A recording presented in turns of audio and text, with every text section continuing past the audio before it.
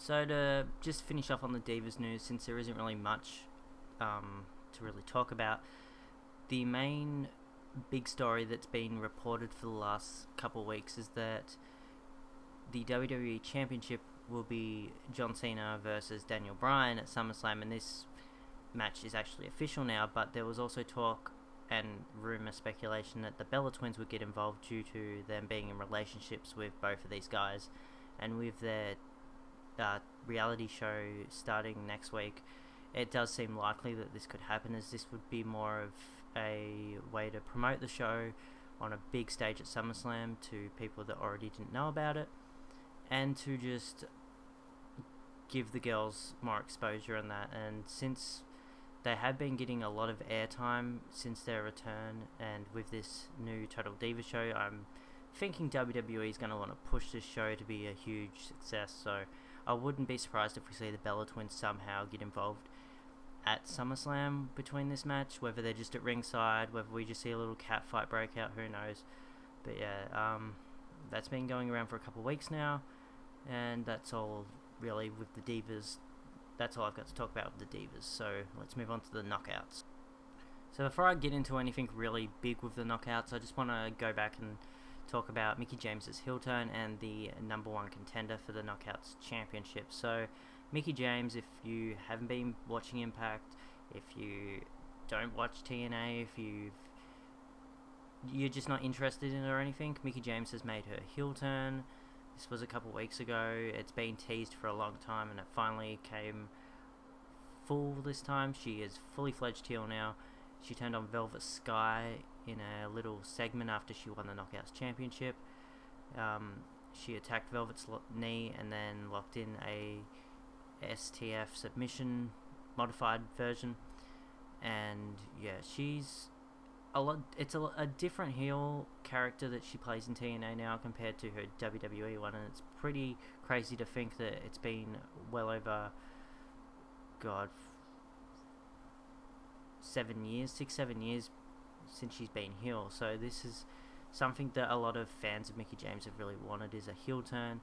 A lot of people have been wanting this heel turn for a long time. It's finally came true, and she's now heel, and she's kind of playing a more like,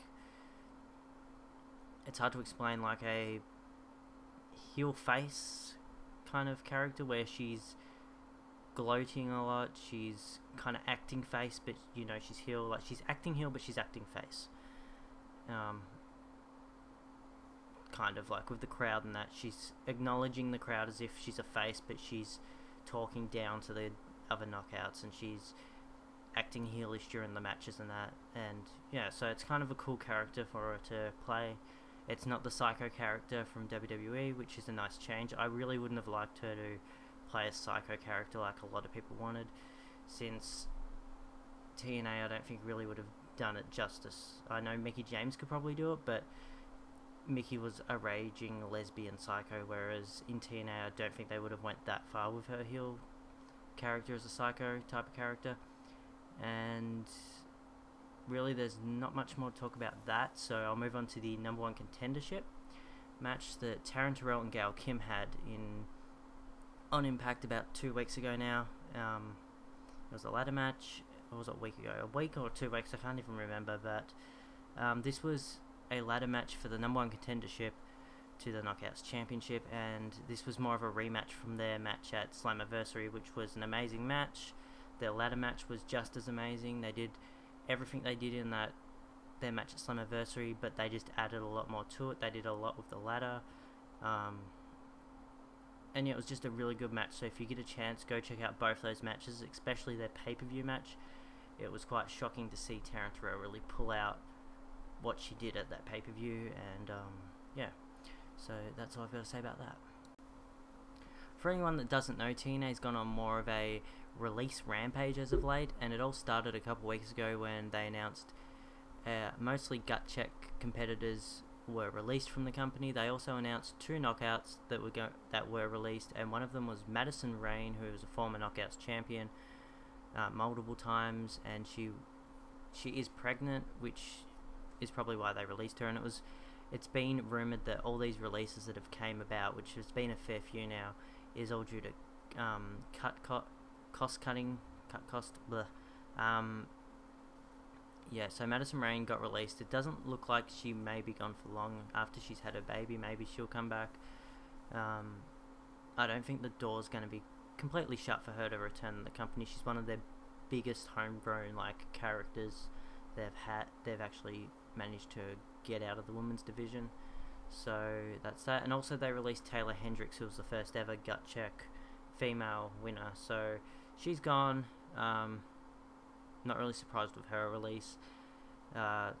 She only had her first official match where she had her actual Titantron and that only a couple weeks before her release. So kind of sad to see her go, but they've got a fair few girls they could kind of look for in the indies, and Taylor Hendricks wasn't all that great. So yeah, let's move on to the big release. So the big release was only this past week. It was TNA released Tara, which was a pretty big shock to everyone, that someone who has been around for so long, who's a huge veteran, a huge name, I guess, even with a different name from the company she was in previously, she was released by TNA, which got a lot of people kind of hating on TNA for releasing her, but she is a lot older than what all the other knockouts are, and what she's old to still be competing in the wrestling world, for especially the females, because a lot of them tend to retire or stop wrestling at that level around the age of 30, and she's up to, I think she's 42 now, so it's not really a big shock. She had a pretty lengthy career there. She's had a huge career in WWE, and yeah, it's pretty sad to see her go, just because personally I'm a big fan of her, but I understand why they get rid of her. She's really done everything in the company right now. There's nothing really for her to do. She's pretty much faced everyone there. She's faced Gail, she's faced Mickie James multiple times. There's no one really new for her to face, so it did seem kind of pointless them keeping her around, unless they really wanted just to use her to put other girls over. And then if she had have stayed and done that, I think a lot of people would have just got annoyed that she wasn't winning matches, and that she was just putting people over like she was in WWE. So either way, I think TNA were kind of screwed with that. But I'm kind of hoping she returns to WWE for a little stint, but I doubt that's going to happen. Since I really don't see it happening, but I'd like to see her return as a psycho to kind of go after AJ. I think that'd be kind of cool if it's just a one-off feud, but I doubt they'll do that. But it'd be kind of nice to see, just throwing that out there. So yeah, that's pretty much the TNA news. So yeah, that's all I've got to really say about all that. So the last thing I really want to talk about is the state of the Knockouts division, and a lot of people have brought this up in forums and on YouTube and on other social media things, that the Knockouts are they're pretty much running thin now. They've got barely any Knockouts left compared to what they used to have. I mean, you go back to 2008, 2009, they had a lot of different unique looking girls, different styles, different characters, and no girl was different. No girl was the same. They were all different characters, different builds, and they all had a different style. Now you look at it, and there's only 7 girls left. If you include Christy, Hammy, and SoCal Val, you've got 9, but I wouldn't include them. And you can probably even take ODB out of that, considering she's just refereeing. So you pretty much got 6 girls who are competing now, and you got Lady Tapa, who hasn't really done anything since she's still training, I guess. So you can take her out, and that leaves you with 5 girls left. You haven't seen Brooke Tessmarker for a while, so you got 4 left. Velvet Sky's injured as they're going about with her little storyline. So then you're down to 3, which is Mickie James, Gail Kim, and Taryn Terrell. So a lot of people are kind of speculating what TNA is going to do, if they're going to scrap the division or if they're going to just bring in a bunch of new faces and kind of reboot the division. And I really don't see them scrapping the division. I see them kind of rebuilding it up.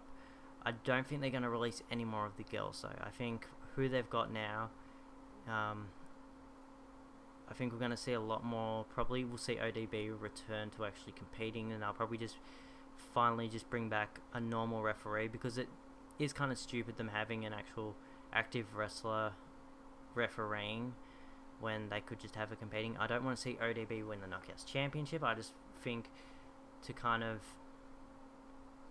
do something different with her and kind of just have her competing again would be a nice addition anyway. So I think I'd like to see Lady Tapa actually make a official debut. Depends how she's come along, I guess, but yeah, Velvet Sky, for anyone who doesn't want spoilers, just skip ahead a little bit, but Velvet Sky does actually return, I think not next week but the week after on Impact, and in the Impact taping results it's been announced, and she has a confrontation with Mickie James. I can't remember exactly what goes on, but it does look like she's back, and I think they're going to probably even build towards, my guess for Bound for Glory is they're going to go for a 4-way knockout match, which they've done for the last couple of years now, which is a good way to get like a lot of their girls on the big pay-per-view and kind of make the title mean something. And I think we're going to see Mickie James defend against Gail Kim, Taryn Terrell, and Velvet Sky, and we're going to see Taryn Terrell probably walk out with the championship. So yeah, that's about all I want to talk about. I don't think the Knockouts division is going to just vanish. It's kind of at a weird stage now, but I think TNA could really, I think they'll pull something out and build it back up. I think one of the best things they've done was retire the Knockouts tag championship due to the fact that it was useless. They weren't doing anything with it, and yeah, so I think they're really just starting to reboot and rebuild the division. So if you've got anything you want to say about the Knockouts, the Divas, anything I've talked about, anything I didn't talk about in this video, please comment down below and tell me, or suggestions how to improve the videos, or anything you don't like about the videos or you do like, just tell me below. So thanks again for watching, and I'll see you guys next time.